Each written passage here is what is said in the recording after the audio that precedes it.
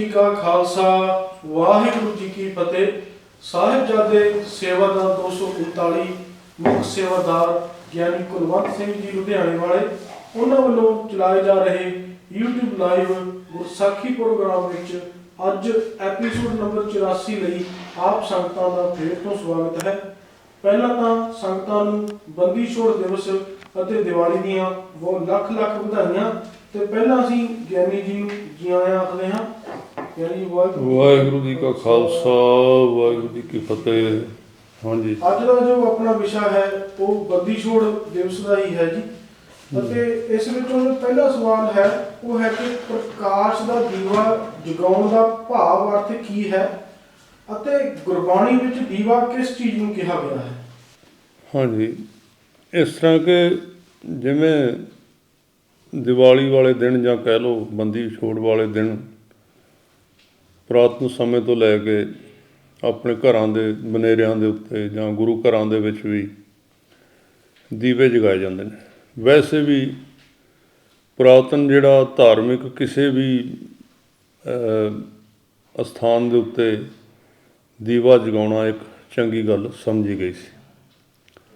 ਔਰ ਦੀਵਾ ਜਗਾਉਣਾ ਇੱਕ ਖੁਸ਼ੀ ਦਾ ਪ੍ਰਤੀਕ ਹੈ। ਜਾਂ ਦੋਵੇਂ ਟਾਈਮ ਜਦੋਂ ਲਾਈਟ ਨਹੀਂ ਸੀ ਹੁੰਦੀ ਉਸ ਟਾਈਮ ਦੀਵਾ ਜਗਾਇਆ ਜਾਂਦਾ ਸੀ। ਪਰਮਾਤਮਾ ਨੂੰ ਯਾਦ ਕਰਨ ਵਾਸਤੇ ਇੱਕ ਸ਼ੁਭ ਆਰੰਭਤਾ ਇਹਦੇ ਤੋਂ ਮੰਨੀ ਜਾਂਦੀ ਸੀ। ਔਰ ਜਿਹੜੀ ਗੁਰੂ ਹੈ ਉਸ ਨੂੰ ਵੀ ਦੀਵੇ ਦੇ ਨਾਲ ਤੁਲਨਾ ਗੁਰਬਾਣੀ ਵਿੱਚ ਦਿੱਤੀ ਹੋਈ ਹੈ। ਜੋਤ ਸ਼ਬਦ ਵਰਤਿਆ ਗਿਆ। ਉਹ ਇੱਕ ਪ੍ਰਤੀਕ ਵੀ ਹੈ ਕਿ ਦੀਵਾ ਜਿਹੜਾ ਉਹਦੀ ਇੱਕ ਮਹੱਤਤਾ ਵੀ ਹੈ। ਉਹ ਮਹੱਤਤਾ ਇਹ ਹੈ ਕਿ ਦੀਵਾ ਜਿਹੜਾ ਹਰ ਇੱਕ ਚੀਜ਼ ਨੂੰ ਮੈਲ ਲੱਗਦੀ ਹੈ। ਜਿਵੇਂ ਉਸ ਜਿਸ ਥਾਂ 'ਤੇ ਉਹ ਚੀਜ਼ ਰੱਖੀ ਜਾਂਦੀ ਹੈ ਉੱਥੋਂ ਦੀ ਧੂੜ, ਉੱਥੋਂ ਦੀ ਮਿੱਟੀ ਉਹ ਉਹਦੇ ਉੱਤੇ ਅਸਰ ਕਰਦੀ। ਕੋਈ ਵੀ ਚੀਜ਼ ਤੁਸੀਂ ਰੱਖਦੇ ਹੋ ਥੋੜ੍ਹੇ ਦਿਨਾਂ ਬਾਅਦ ਉਹਦੇ ਉੱਤੇ ਮਿੱਟੀ, ਧੂੜ, ਗਰਦਾ ਉਹਦੇ ਉੱਤੇ ਲੱਗੇਗਾ। ਪਰ ਦੀਵਾ ਤੁਸੀਂ ਕਿਸੇ ਥਾਂ 'ਤੇ 12 ਘੰਟੇ 24 ਘੰਟੇ ਜਾਂ 10 ਦਿਨ ਜਗਾ ਕੇ ਰੱਖੋ, ਅਗਨੀ ਨੂੰ ਕਦੀ ਕੋਈ ਧੂੜ ਮਿੱਟੀ ਨਹੀਂ ਲੱਗਦੀ। ਇੱਕ ਉਹਦਾ ਜਿਹੜਾ ਸ਼ਬਦ ਹੈ ਪਰਮਾਤਮਾ ਦਾ ਸਰੂਪ ਗੁਰੂ ਹੈ, ਉਹਦਾ ਰੂਪ ਦੱਸਿਆ ਗਿਆ ਕਿ ਉਹਨੂੰ ਮੈਲ ਨਹੀਂ ਲੱਗਦੀ। ਅਤੇ ਔਰ ਜਿਹੜਾ ਉਹਦੇ ਨਾਲ ਜੁੜਿਆ ਹੋਇਆ ਬ੍ਰਹਮ ਗਿਆਨੀ, ਜਿਵੇਂ ਕਿਹਾ ਗਿਆ ਕਿ ਬ੍ਰਹਮ ਗਿਆਨੀ ਨੂੰ ਮੈਲ ਨਹੀਂ ਲੱਗਦੀ, ਜੈਸੇ ਮੈਲ ਨਾ ਲੱਗੇ ਜਲਾ ਬ੍ਰਹਮ ਗਿਆਨੀ ਨਿਰਮਲ ਅਤੇ ਨਿਰਮਲਾ। ਜੋਤ ਸ਼ਬਦ ਤਾਂ ਵਰਤਿਆ ਜਾਂਦਾ ਸੀ ਕਿ ਉਹਨੂੰ ਮੈਲ ਨਹੀਂ ਲੱਗਦੀ। ਦੂਜੀ ਗੱਲ, ਜਿਵੇਂ ਦੀਵਾ ਜਿੱਥੇ ਜਗਾਇਆ ਜਾਂਦਾ, ਜਿਵੇਂ ਹੁਣ ਲਾਈਟ ਜਗ ਰਹੀ ਤਾਂ ਲਾਈਟ ਇੱਥੇ ਸਾਰੇ ਥਾਵਾਂ 'ਤੇ ਪੈ ਰਹੀ ਹੈ। ਇੱਥੇ ਭਾਵੇਂ ਹੁਣ ਇੱਥੇ ਸਾਫ਼ ਥਾਂ ਹੈ, ਇਹਦੇ ਉੱਤੇ ਵੀ ਲਾਈਟ ਪੈ ਰਹੀ। ਜੇ ਉੱਥੇ ਜ਼ਮੀਨ ਦੇ ਉੱਤੇ ਮਿੱਟੀ ਪਈ ਹੈ ਜਾਂ ਧੂੜ ਪਈ ਤਾਂ ਉਹਦੇ ਉੱਤੇ ਵੀ ਪੈ ਰਹੀ ਹੈ। ਇੱਥੇ ਫੁੱਲ ਪਏ ਨੇ, ਫੁੱਲਾਂ ਦੇ ਉੱਤੇ ਵੀ ਲਾਈਟ ਪੈ ਰਹੀ।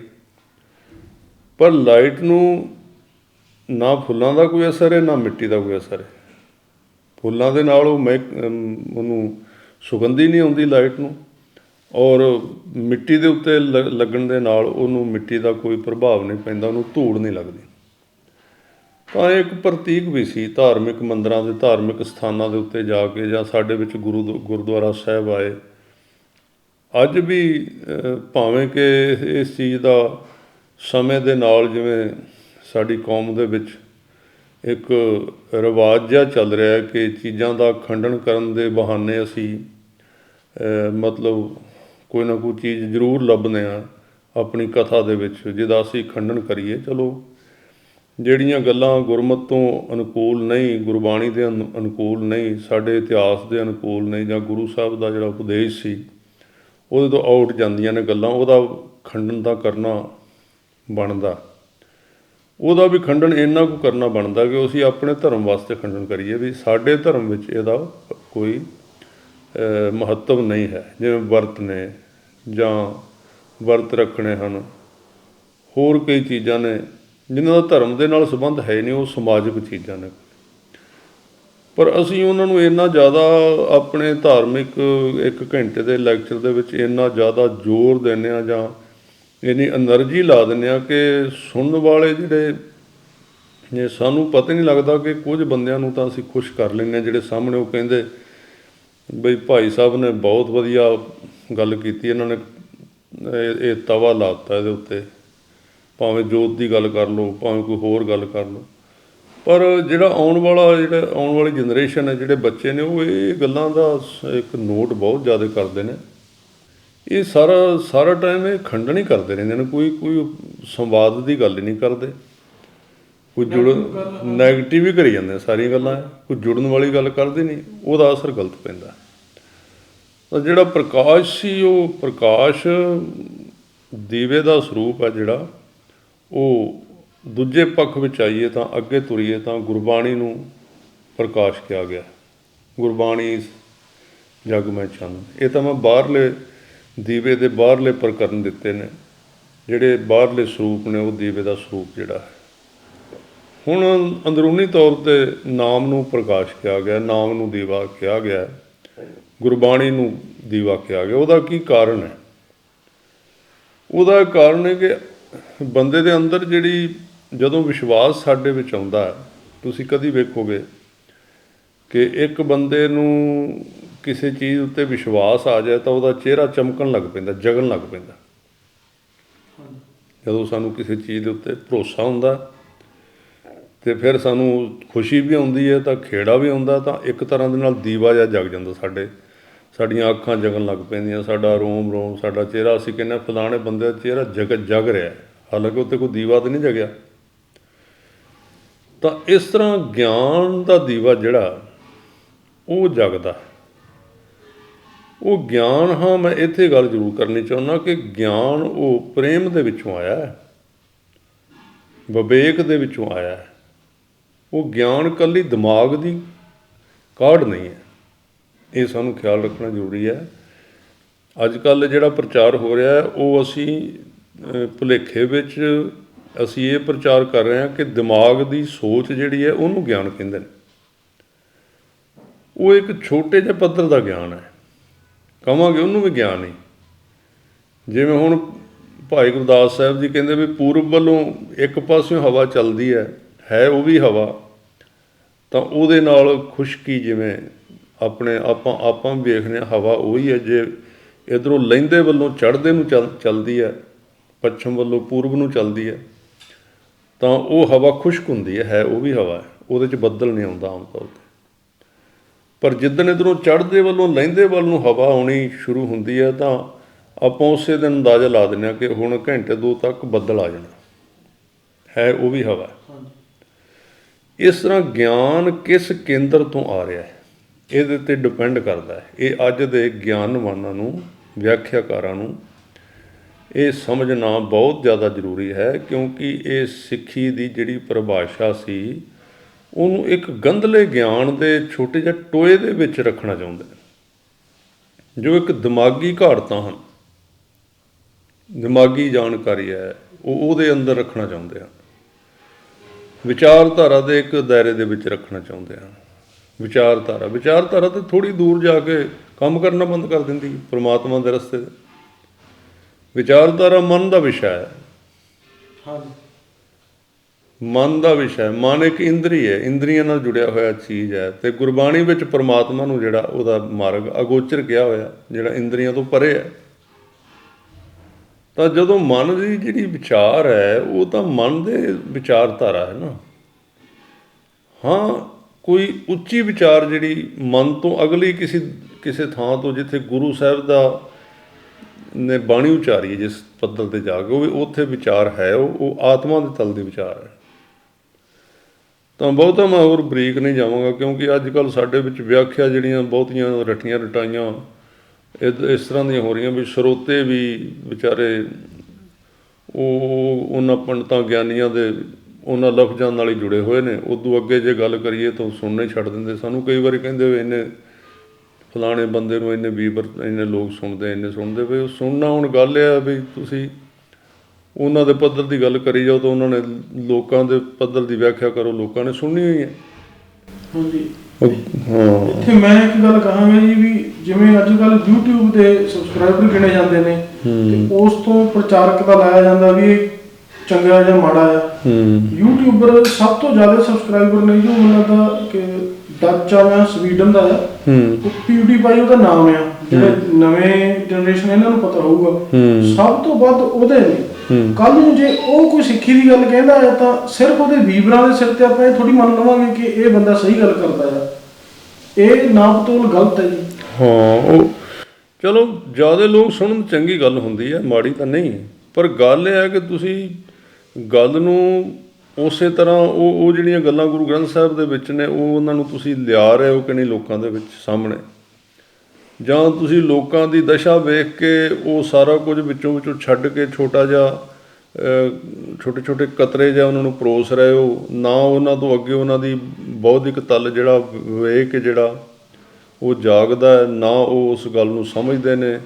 ਫਿਰ ਜੇ ਕੋਈ ਇੱਕ ਅੱਧਾ ਬੰਦਾ ਜੇ ਕੋਈ ਗੱਲ ਕਰਦਾ ਵੀ, ਕੋਈ ਉੱਚੀ ਗੱਲ ਕਰਦਾ, ਕੋਈ ਅਧਿਆਤਮ ਤਜਰਬੇ ਦੀ ਜੋ ਗੁਰਬਾਣੀ ਕਹਿ ਰਹੀ ਹੈ, ਅਤੇ ਉਹਨੂੰ ਲੋਕ ਇੱਕ ਕਠਿਨ ਵਿੱਦਿਆ ਕਹਿ ਕੇ ਵੀ ਇਹ ਤਾਂ ਔਖੀ ਕਥਾ ਹੈ, ਇਹ ਤਾਂ ਸੁਣੀ ਨਹੀਂ ਜਾਂਦੀ, ਤਾਂ ਇਹ ਤਾਂ ਸਾਡੇ ਸਮਝ ਨਹੀਂ ਆਉਂਦੀ। ਹੁਣ ਸਮਝ ਤਾਂ ਵੇਖੋ, ਜਿਸ ਦਿਨ ਬੰਦਾ ਪਹਿਲੀ ਕਲਾਸ ਵਿੱਚ ਜਾਏਗਾ ਅਤੇ ਉਹ ਪਹਿਲੀ ਕਲਾਸ ਦੇ ਵਿੱਚ ਹੀ ਉਹਨੂੰ ਜੇ ਉਹੀ ਪੜ੍ਹਾਈ ਜਾਓ, ਅਤੇ ਉਹਨੂੰ ਜੇ 10ਵੀਂ ਦੀ ਉੱਤੋਂ ਇੱਕ ਬੰਦਾ ਆ ਕੇ ਪੜ੍ਹਾਉਣ ਲੱਗ ਜਾਓ, ਤਾਂ ਉਹਨੂੰ ਔਖੀ ਕਠਿਨ ਕਹੇਗਾ ਹੀ ਨਾ।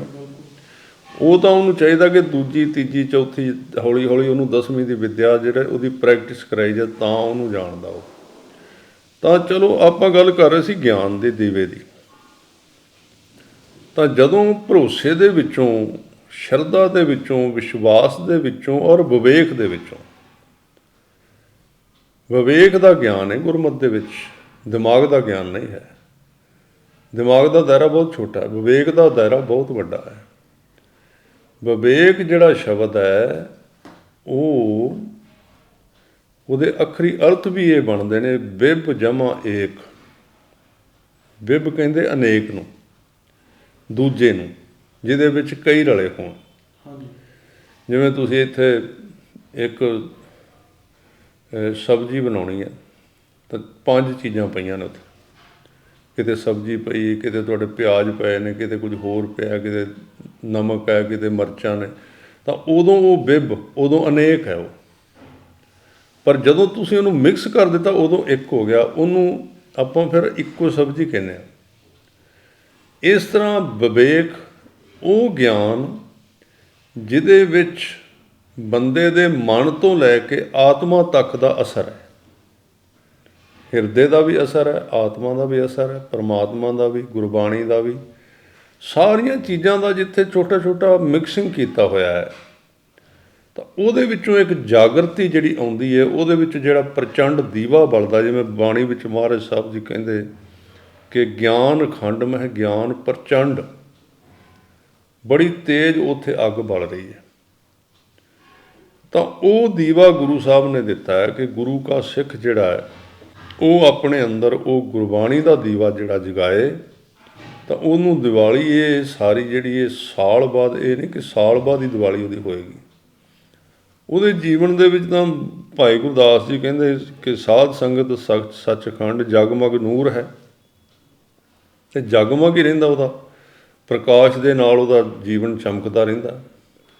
ਉਹ ਉੱਚੇ ਗਿਆਨ ਦੇ ਨਾਲ, ਉੱਚੀ ਜਿਹੜੀ ਹੋਸ਼ ਆ ਗਈ ਉਹਦੇ ਵਿੱਚ, ਗਿਆਨ ਖੰਡ ਦੇ ਵਿੱਚ ਉਹ ਚਲਾ ਗਿਆ। ਉਹਦੀ ਦਿਵਾਲੀ ਜਿਹੜੀ ਹੈ ਇਹ ਸੰਸਾਰਕ ਦਿਵਾਲੀ, ਇਹ ਤਾਂ ਇੱਕ ਦਿਨ ਦੀ ਹੈ, ਇਹ ਇੱਕ ਰੀਤ ਹੈ। ਚਲੋ ਕੋਈ ਆਪਣੇ ਢੰਗ ਦੇ ਨਾਲ ਮਨਾਉਂਦਾ, ਕੋਈ ਕਿਵੇਂ ਕਰਦਾ, ਕੋਈ ਕਿਵੇਂ ਮਨਾਉਂਦਾ, ਇਹ ਅਲੱਗ ਤੋਂ ਗੱਲ ਹੈ। ਪਰ ਉਹਦੀ ਇੱਕ ਸਿੱਖ ਦੇ ਅੰਦਰ ਕਿ ਇੱਕ ਵਿਸ਼ਵਾਸ ਦਾ ਦੀਵਾ, ਗੁਰੂ ਦੇ ਭਰੋਸੇ ਦਾ ਦੀਵਾ, ਪਰਮਾਤਮਾ ਦੇ ਭਰੋਸੇ ਦਾ ਦੀਵਾ ਜਗਣਾ ਚਾਹੀਦਾ ਕਿ ਅਕਾਲ ਪੁਰਖ ਸਾਰੇ ਥਾਵਾਂ 'ਤੇ ਮੌਜੂਦ ਹੈ।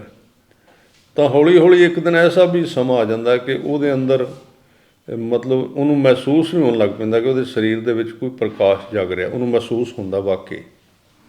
ਇਹ ਅਲੱਗ ਤੋਂ ਇੱਕ ਵਿਸ਼ਾ ਹੈ ਕਿ ਜਿਨ੍ਹਾਂ ਨੇ ਸ਼ਬਦ ਸੁਰਤ ਦੀਆਂ ਕਮਾਈਆਂ ਕੀਤੀਆਂ ਨੇ, ਉਹਨਾਂ ਨੇ ਆਪਣੇ ਅੰਦਰ ਇਸ ਪ੍ਰਕਾਸ਼ ਨੂੰ ਵੇਖਿਆ। ਐਵੇਂ ਨਹੀਂ ਕਿਹਾ ਹੋਇਆ ਬਾਣੀ ਦੇ ਵਿੱਚ ਕਿ ਨਾਮ ਜਪਤ ਕੋਟ ਸੂਰ ਉਜਾਰਾ ਬਿਨ ਸਹਿ ਭਰਮ ਅੰਧੇਰਾ, ਵੀ ਨਾਮ ਦੇ ਜਪਣ ਦੇ ਨਾਲ ਕਰੋੜਾਂ ਸੂਰਜਾਂ ਜਿੰਨਾ ਚਾਨਣ ਉਹਦੇ ਅੰਦਰ ਪ੍ਰਗਟ ਹੋ ਜਾਂਦਾ ਹੈ, ਪ੍ਰਕਾਸ਼। ਇੱਕ ਤਾਂ ਹੁੰਦਾ ਵਿਵੇਕ ਦਾ, ਜਿਵੇਂ ਆਪਾਂ ਹੁਣ ਗੱਲ ਕੀਤੀ, ਵਿਸ਼ਵਾਸ ਦਾ ਦੀਵਾ ਜਗਣਾ। ਇੱਕ ਫਿਜ਼ੀਕਲ ਵੀ, ਜੇ ਤੁਸੀਂ ਪ੍ਰਕਾਸ਼ ਇਸ ਮਾਰਗ 'ਤੇ ਜਿਹੜੇ ਲੋਕ ਗਏ ਨੇ ਉਹਨਾਂ ਨੇ ਇਹਨੂੰ ਵੇਖਿਆ ਕਿ ਉਹਨਾਂ ਦੇ ਨਾਲ ਇੱਕ ਪ੍ਰਕਾਸ਼ ਰਹਿਣ ਲੱਗ ਪੈਂਦਾ। ਇਹ ਅਲੱਗ ਤੋਂ ਗੱਲ ਹੈ, ਇਹਨੂੰ ਮੈਂ ਕਹਿੰਦਾ ਹੁੰਦਾ ਜ਼ਰੂਰ, ਪਰ ਜ਼ਿਆਦਾ ਨਹੀਂ ਕਹਿੰਦਾ ਹੁੰਦਾ ਇੱਕ ਤਾਂ ਉਹੀ ਗੱਲ ਆ ਗਈ ਪਹਿਲਾਂ ਵਾਲੀ ਕਿ ਇਹਨਾਂ ਗੱਲਾਂ ਦੇ ਪ੍ਰਚਾਰ ਹੀ ਹੈ ਨਹੀਂ, ਇਹਨਾਂ ਗੱਲਾਂ ਦੀ ਕੋਈ ਵਿਆਖਿਆ ਹੈ ਨਹੀਂ। ਉੱਤੋਂ ਅੱਜ ਕੱਲ੍ਹ ਤਰਕਵਾਦ ਵਾਲੇ ਜਿਹੜੇ ਮਤਲਬ ਉਹ ਖਿਡੌਣਿਆਂ ਨਾਲ ਖੇਡਣ ਵਾਲੇ ਗਿਆਨਵਾਨ ਆ ਗਏ ਸਾਡੇ ਵਿੱਚ, ਉਹ ਇਹਨਾਂ ਗੱਲਾਂ ਨੂੰ ਸਮਝਦੇ ਇਹ ਤਾਂ ਅਵਾ ਤਵਾ ਦੀਆਂ ਗੱਲਾਂ ਨੇ ਅਤੇ ਭੁੱਲਣ ਲੋਕਾਂ ਦੀਆਂ ਗੱਲਾਂ ਨੇ। ਪ੍ਰਕਾਸ਼ ਸਦਾ ਰਿਹਾ, ਅੰਦਰ ਪ੍ਰਕਾਸ਼ ਹੁੰਦਾ ਨਾਮ ਜਪਣ ਵਾਲਿਆਂ ਦੇ, ਉਹਨਾਂ ਨੂੰ ਬਾਹਰ ਵੀ ਪ੍ਰਕਾਸ਼ ਦਿਸਦਾ। ਤਾਂ ਇਹ ਕਈ ਮਹਾਂਪੁਰਸ਼ ਹੋਏ ਨੇ ਜਿਨ੍ਹਾਂ ਨੇ ਦੱਸਿਆ ਵੀ ਸਾਡੇ ਨਾਲ ਲਗਾਤਾਰ ਇੱਕ ਜਿਵੇਂ ਰਾਤ ਦੇ ਹਨੇਰੇ ਦੇ ਵਿੱਚ ਵੀ ਇੱਕ ਪ੍ਰਕਾਸ਼ ਵਾਂਗੂ ਪ੍ਰਕਾਸ਼ ਰਹਿੰਦਾ ਸੀ। ਅਸੀਂ ਮਹਿਸੂਸ ਕੀਤਾ ਉਹਨੂੰ, ਅਸੀਂ ਉਹਨੂੰ ਵਰਤਿਆ, ਵੇਖਿਆ, ਉਹਦੇ ਨਾਲ ਸਾਰਾ ਕੁਝ ਅਸੀਂ ਵੇਖ ਸਕਦੇ ਹਾਂ। ਚਲੋ ਇਹ ਇੱਕ ਉਹਦੀ ਬਰਕਤ ਦੱਸੀ ਹੈ ਨਾਮ ਦੀ, ਕਿ ਨਾਮ ਦੀ ਇੰਨੀ ਬਰਕਤ ਹੈ ਕਿ ਉਹ ਪ੍ਰਕਾਸ਼ ਪੈਦਾ ਕਰ ਦਿੰਦੀ ਹੈ। ਪਰ ਥੋੜ੍ਹੇ ਲੋਕਾਂ ਨੂੰ ਇਸ ਤਰ੍ਹਾਂ ਹੁੰਦਾ ਹੈ ਜਿਹੜੇ ਬੜੀ ਕਮਾਈ ਕਰਦੇ ਨੇ। ਤਾਂ ਗੁਰਬਾਣੀ ਦਾ ਪ੍ਰਕਾਸ਼ ਜਿਹੜਾ ਆਮ ਮਨੁੱਖ ਵਾਸਤੇ ਉਹ ਇਹੀ ਹੈ ਕਿ ਗੁਰਬਾਣੀ ਦੇ ਦੱਸੇ ਮਾਰਗ 'ਤੇ ਭਰੋਸਾ ਕਰਨਾ, ਗੁਰੂ ਕੀ ਬਾਣੀ ਦੇ ਅਨੁਸਾਰ ਨਿਤਨੇਮ ਕਰਨਾ, ਸਿਮਰਨ ਕਰਨਾ, ਅਕਾਲ ਪੁਰਖ ਨੂੰ ਨੇੜੇ ਜਾਣਨਾ, ਉਹਦੇ ਨਾਲ ਸਨੇਹ ਕਰਨਾ। ਇਹ ਸਿੱਖ ਦੀ ਇੱਥੋਂ ਦੀਵਾਲੀ ਜਿਹੜੀ ਹੈ ਇਹ ਉਹਦਾ ਦੀਵਾ ਜਗਦਾ ਹੈ। ਬਾਣੀ ਵਿੱਚ ਕਈ ਥਾਵਾਂ 'ਤੇ ਆਇਆ ਕਿ ਜਿਵੇਂ ਸ੍ਰੀ ਰਾਗ ਦੇ ਵਿੱਚ ਸ਼ਬਦ ਆਉਂਦਾ ਹੈ ਕਿ ਜਿਹੜਾ ਇਹ ਵੇਦ ਪਾਠ ਪਾਪਾਂ ਮਤ ਖਾਏ, ਦੀਵਾ ਜਲੈ ਅੰਧੇਰਾ ਜਾਏ, ਵੇਦ ਪਾਠ ਪਾਪਾਂ ਮਤ ਖਾਏ। ਵੇਦ ਦਾ ਮਤਲਬ ਗੁਰਬਾਣੀ ਦਾ ਪਾਠ, ਜਿਹੜਾ ਗੁਰਬਾਣੀ ਦਾ ਜਿਹੜਾ ਪਾਠ ਹੈ, ਗੁਰਬਾਣੀ ਦੀ ਜਿਹੜੀ ਵਿਚਾਰ ਹੈ, ਗੁਰਬਾਣੀ ਦਾ ਕੀਰਤਨ ਹੈ, ਗੁਰਬਾਣੀ ਦਾ ਪਾਠ ਪਠਨ ਹੈ, ਇਹ ਮਨ ਦੇ ਵਿੱਚੋਂ ਅਗਿਆਨ ਦਾ ਹਨੇਰਾ ਜਿਹੜਾ, ਅਵਿਦਿਆ ਦਾ ਹਨੇਰਾ ਜਿਹੜਾ ਉਹ ਦੂਰ ਚਲਾ ਜਾਂਦਾ। ਔਰ ਇੱਕ ਛੋਟੀ ਜਿਹੀ ਹੋਰ ਗੱਲ ਕਹਿਣੀ ਚਾਹੁੰਦਾ, ਹਨੇਰਾ ਕੀ ਹੈ ਅਤੇ ਪ੍ਰਕਾਸ਼ ਕੀ ਗੁਰਮਤਿ ਦੇ ਵਿੱਚ।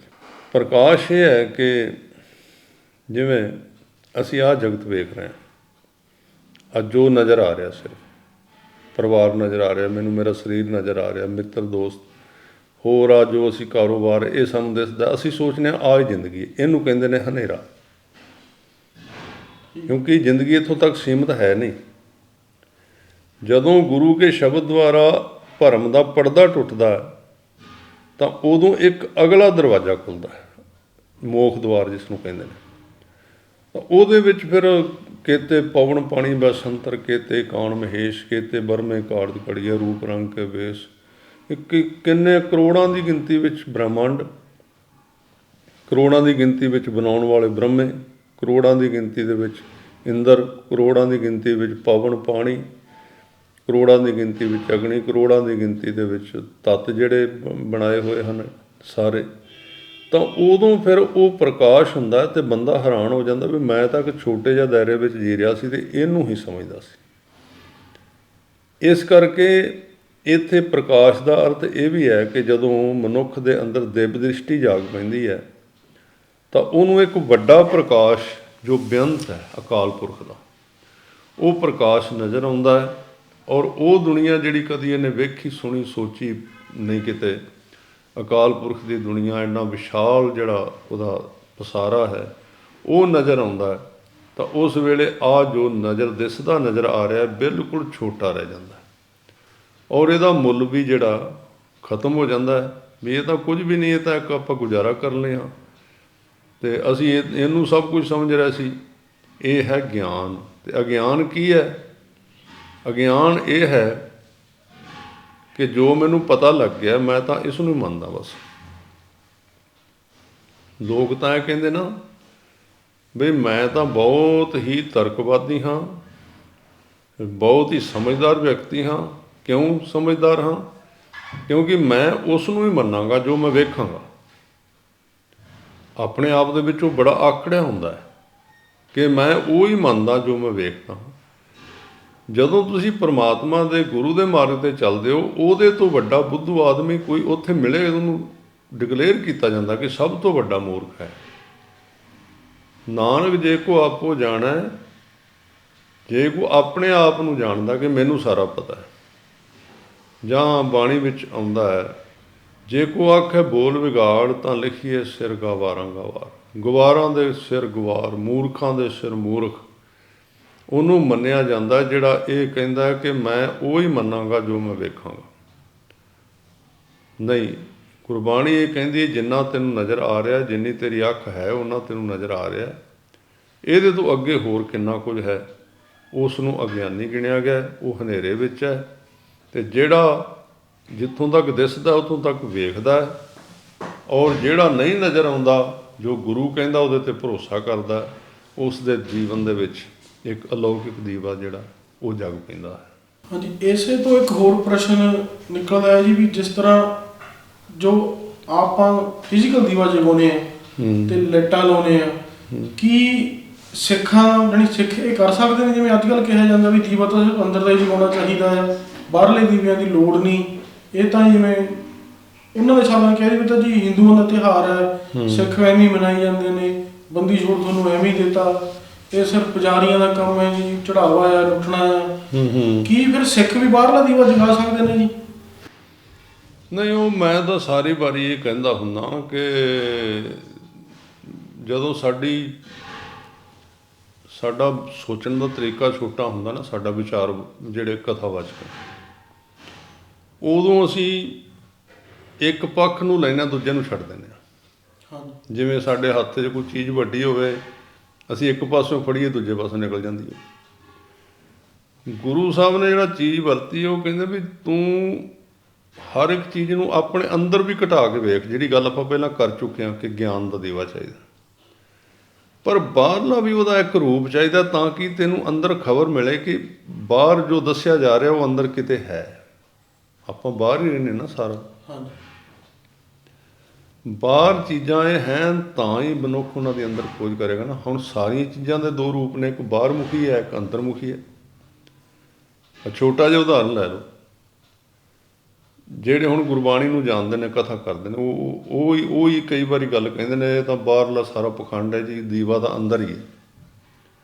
ਵੀ ਉਹਦੇ ਨਾਮ ਦੇ ਦੀਵੇ ਦੀ ਗੱਲ ਕੀਤੀ ਹੈ, ਤਾਂ ਨਾਲੇ ਉਹਨਾਂ ਨੇ ਲਾਵਾਂ ਵੀ ਕਰਾਈਆਂ ਨੇ, ਵਿਆਹ ਵੀ ਕਰਾਏ ਨੇ, ਜਿਹੜੀ 4 ਲਾਵਾਂ ਨੇ। ਹੁਣ ਲਾਵਾਂ ਨੂੰ ਜੇ ਤੁਸੀਂ ਅੰਦਰੂਨੀ ਪੱਖ ਤੋਂ ਲਓ ਤਾਂ ਉਹ ਸਾਰਾ ਅਧਿਆਤਮਵਾਦ ਹੈ। ਪਰਮਾਤਮਾ ਦੇ ਨਾਲ 4 ਮਿਲਣ ਦੀਆਂ ਅਵਸਥਾਵਾਂ ਨੇ, ਪ੍ਰਵਿਰਤੀ, ਨਿਰਵਿਰਤੀ, ਇਹ ਸਾਰੀਆਂ ਨੇ, ਪ੍ਰਵਿਰਤੀ ਕਰਮ ਤੋਂ ਲੈ ਕੇ। ਤਾਂ ਉਹਦਾ ਮਤਲਬ ਲਾਵਾਂ ਦੇ ਪਰਮਾਤਮਾ ਨਾਲ ਸਾਨੂੰ ਜੀਵ ਆਤਮਾ ਦੀਆਂ ਹਨ, ਪਰ ਉਹਨੂੰ ਸਿੱਖਾਂ ਦੇ ਵਿੱਚ ਇੱਕ ਸੰਸਾਰਕ ਇਸਤਰੀ ਅਤੇ ਪੁਰਸ਼ ਦੇ ਸੰਬੰਧ ਦੇ ਵਾਸਤੇ ਵੀ ਇੱਕ ਰੀਤ ਦੇ ਮੁਤਾਬਕ ਉਹਦੀ ਵਰਤੋਂ ਕੀਤੀ ਜਾਂਦੀ ਹੈ। ਹੁਣ ਦੋਵਾਂ ਪੱਖਾਂ 'ਚ ਵਰਤਿਆ ਗਿਆ, ਉਹਨੂੰ ਬਾਹਰ ਵੀ ਵਰਤਿਆ ਗਿਆ, ਅੰਦਰ ਵੀ ਵਰਤਿਆ ਗਿਆ। ਇਸ ਲਈ ਦੀਵਾ ਜੇ ਅੰਦਰ ਗਿਆਨ ਦਾ ਹੈ, ਤਾਂ ਜੇ ਬਾਹਰ ਵੀ ਜਗਦਾ ਉਹਦਾ ਹਰਜ ਕੀ ਹੈ? ਇੱਕ ਨਿਸ਼ਾਨੀ ਹੈ ਉਹਦੀ, ਨਿਸ਼ਾਨੀ ਹੈ ਕਿ ਕੱਲ੍ਹ ਨੂੰ ਤੁਸੀਂ ਕਹੋ ਜੇ ਅੰਦਰ ਹੀ ਦੀਵਾ ਹੁੰਦਾ, ਅੰਦਰ। ਹੁਣ ਬੱਚਿਆਂ ਨੂੰ ਕਿੱਥੋਂ ਤੁਸੀਂ ਬੱਚਿਆਂ ਨੂੰ ਦੱਸੋ ਵੀ ਬਾਹਰ ਦੀਵਾ ਜਗਣਾ, ਵੀ ਅੰਦਰ ਵੀ ਜਗਾਉਣਾ। ਗੁਰੂ ਸਾਹਿਬ ਨੇ ਬਕਾਇਦਾ ਸਾਰਾ ਕੁਝ ਇਹਦੇ ਦੀਵੇ ਬਾਰੇ ਦੱਸਿਆ ਹੋਇਆ ਕਿ ਦੀਵਾ ਮੇਰਾ ਏਕ ਨਾਮ ਦੁੱਖ ਵਿੱਚ ਪਾਇਆ ਤੇਲ, ਉਹਨ ਚਾਨਣ ਸੋਖਿਆ ਚੂਕਾ ਜਮ ਸੋ ਮੇਲ। ਉੱਥੇ ਦੀਵੇ ਦੀ ਗੱਲ ਅੰਦਰੂਨੀ ਅਤੇ ਬਾਹਰੀ ਦੋਵੇਂ ਕੀਤੀਆਂ ਨੇ। ਤਾਂ ਤਤ ਤੇਲ ਨਾਮ ਕੀਆ ਬਾਤੀ, ਦੀਪਕ ਦੇ ਉਜਿਆਰਾ। ਤਤ ਦਾ ਤੇਲ ਜਿਹੜਾ ਨਾਮ ਦਾ ਤੱਤ ਹੈ, ਅਤੇ ਨਾਮ ਕੀਆ, ਨਾਮ ਦੀ ਬੱਤੀ ਬਣਾਈ ਹੈ, ਭਗਤ ਜੀ ਕਹਿੰਦੇ। ਦੀਪਕ ਦੇ ਅਤੇ ਦੀਵਾ ਦੇ ਦਾ ਬਣਾ ਲਿਆ, ਉਜਿਆਰਾ ਹੋ ਗਿਆ, ਨਾਮ ਦਾ ਪ੍ਰਕਾਸ਼ ਹੋ ਗਿਆ। ਤਾਂ ਇਹ ਕੋਈ ਪਖੰਡ ਵਾਲੀਆਂ ਗੱਲਾਂ ਨਹੀਂ ਸਨ। ਗੁਰੂ ਸਾਹਿਬ ਨੇ ਜਦੋਂ ਉਧਾਰ ਕਰਨਾ ਹੁੰਦਾ ਹੈ, ਉਦੋਂ ਉਹ ਬਾਹਰਲੀਆਂ ਚੀਜ਼ਾਂ ਦੀ ਵਰਤੋਂ ਕਰਕੇ ਹੀ ਅੰਦਰੂਨੀ ਇਸ਼ਾਰੇ ਕਰਦੇ ਨੇ ਮਾਰੇ ਸਾਰੀਆਂ ਚੀਜ਼ਾਂ ਦੇ। ਵੇਖੋ ਕਿੰਨੀ ਬਾਣੀ ਦੇ ਵਿੱਚ ਚੀਜ਼ਾਂ ਆਈਆਂ ਹਨ। ਵਣਜਾਰਾ ਆਇਆ, ਵਣਜਾਰੇ ਹਨ, ਹੋਰ ਬੜੇ ਬਾਣੀਆਂ ਦੇ ਨਾਂ ਆਏ ਹਨ, ਅਲਾਹਣੀਆਂ, ਆਨੰਦ ਆਇਆ, ਕਈ ਪ੍ਰਕਾਰ ਦੀਆਂ ਬਾਣੀਆਂ ਦੇ ਨਾਮ ਆਏ ਹਨ। ਉਹ ਬਾਹਰੋਂ ਨਾਮ, ਜਿਵੇਂ ਘੋੜੀਆਂ ਹਨ, ਹੁਣ ਘੋੜੀਆਂ ਦਾ ਵਿਆਹਾਂ ਨੂੰ ਗਾਈਆਂ ਜਾਂਦੀਆਂ ਹਨ, ਪਰ ਗੁਰੂ ਸਾਹਿਬ ਨੇ ਉਹ ਘੋੜੀਆਂ ਦਾ ਜਿਹੜਾ ਜ਼ਿਕਰ ਕੀਤਾ, ਵੀ ਉਹ ਬੰਦੇ ਨੂੰ ਸਮਝ ਆ ਜਾਵੇ ਗਿਆਨ ਕੀ ਹੈ ਅਸਲੀਅਤ ਦੇ ਵਿੱਚ।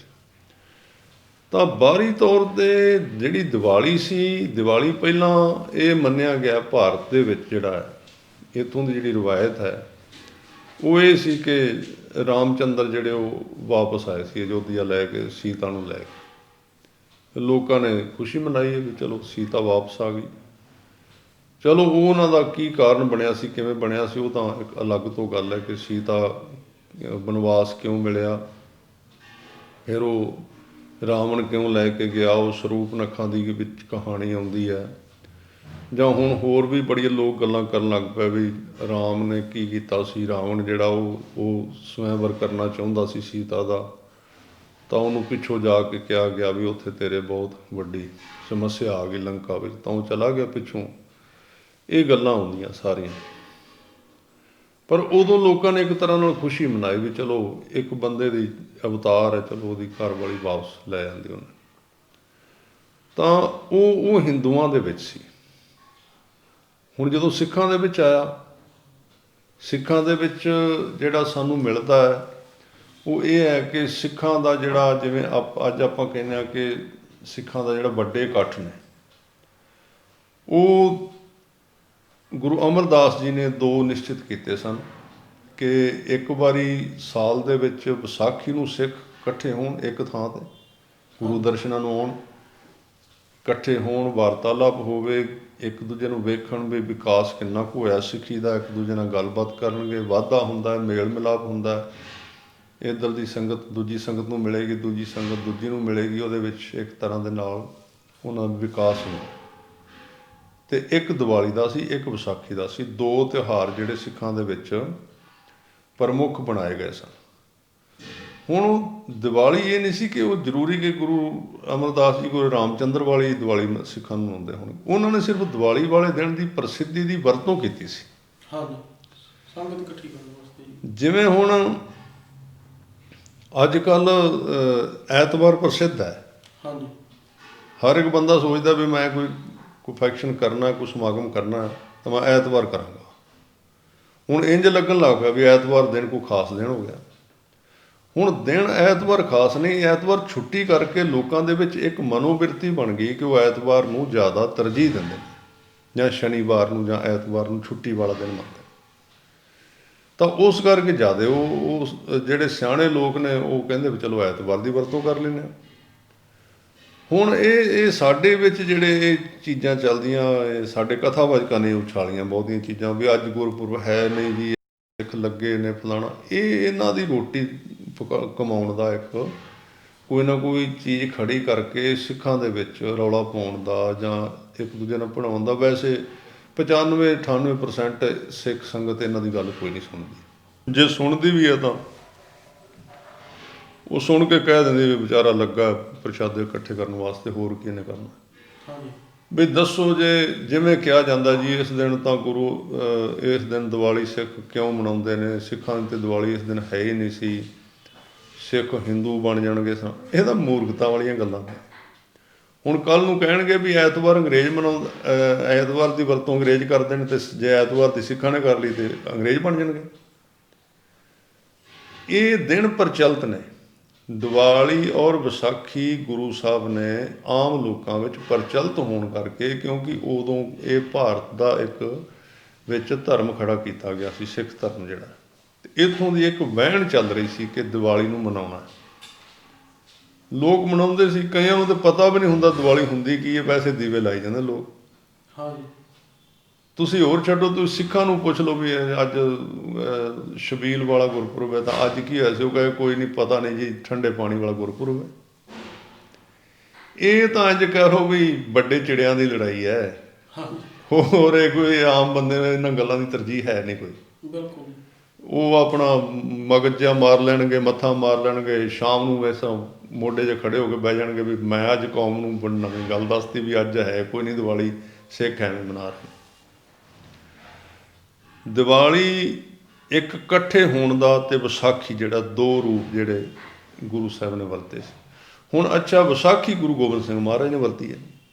ਵਿਸਾਖੀ ਦੀ ਵਰਤੋਂ ਅੰਮ੍ਰਿਤ ਛਕਾਉਣ ਲਈ ਕੀਤੀ ਹੈ। ਹੁਣ ਵਿਸਾਖੀ ਜਿਹੜੀ ਇਹ ਪੰਜਾਬ ਦਾ ਇੱਕ ਕਲਚਰ ਸੀ ਕਿ ਇਹਦੇ ਵਿੱਚ ਕਣਕ ਪੱਕਦੀ ਹੈ, ਦਾਣੇ ਘਰ ਆਉਂਦੇ ਨੇ, ਅਤੇ ਇਹਦੇ ਕਰਕੇ ਵਿਸਾਖੀ ਦੀ ਵਰਤੋਂ ਕੀਤੀ ਹੈ। ਗੁਰੂ ਗੋਬਿੰਦ ਸਿੰਘ ਨੇ ਉਸ ਦਿਨ ਦੀ ਵਰਤੋਂ ਕਰ ਲਈ ਕਿਉਂਕਿ ਲੋਕਾਂ ਦੇ ਜਿਹੜੀ ਮੈਂਟਲੀ ਤੌਰ 'ਤੇ ਉਹਨਾਂ ਦੇ ਦਿਮਾਗ ਦੇ ਵਿੱਚ ਵਿਸਾਖੀ ਬੈਠੀ ਹੋਈ ਸੀ। ਮਹਾਰਾਜ ਨੇ ਉਹਦੀ ਵਰਤੋਂ ਕਰ ਲਈ, ਕੀ ਹਰਜ ਹੈ ਉਹਦੇ ਵਿੱਚ।